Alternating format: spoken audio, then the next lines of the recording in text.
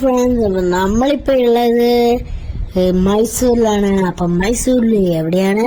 ടിപ്പു സുൽത്താന്റെ കൊട്ടാരത്തിൽ. ഇത് ഞാൻ ഡോറ പറയണ പോലെ പറയാൻ വേണ്ടി പ്രാക്ടീസ് എടുത്തതാണ്. ഞങ്ങളതേ കൊട്ടാരത്തിന്റെ അടുത്തേക്ക് പോകുന്ന കുറെ നടക്കാണ്ട്.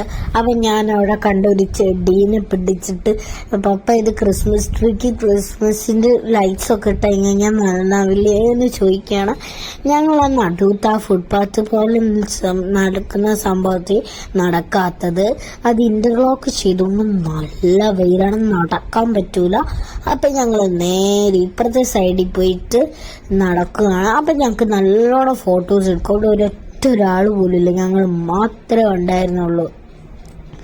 അങ്ങനെ അച്ഛമ്മ പറഞ്ഞു അവിടെ എന്തോ ഒരു പുല്ലുണ്ട്, നമ്മൾ നടക്കുമ്പോൾ അത് നിന്ന് നമ്മളുടെ ഡ്രസ്സിൽ പിടിക്കുന്നു.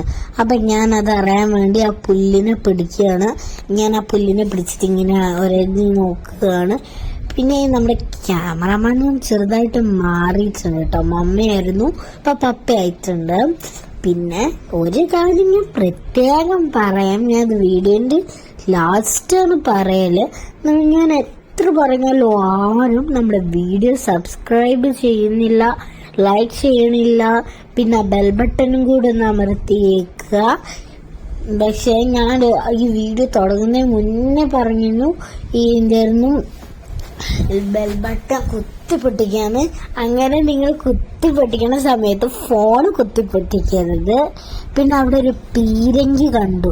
ഞാൻ അതിന്റെ എവിടെയാണ് ഇത് കത്തിക്കാന്നുള്ളത് അറിയാതെ നോക്കുകയാണ്. അവിടെ ബാക്കിലും ഉണ്ട് ഫ്രണ്ടിലും ഉണ്ട്, രണ്ടും ഒരേപോലെ. ഞാൻ എവിടെ കത്തിക്കും നോക്കുക. അപ്പോഴാണ് അച്ഛമ്മ പറഞ്ഞു തരുന്നത് മുന്നിൽ ആ കത്തിക്കാന്ന്. അപ്പൊ ഞാൻ അതിന്റെ ഉള്ളിൽ നോക്കിയപ്പോണ്ട് ആൾക്കാർ മൊത്തം വേസ്റ്റ് ഇട്ടിക്കണം അതിൻ്റെ ഉള്ളിൽ.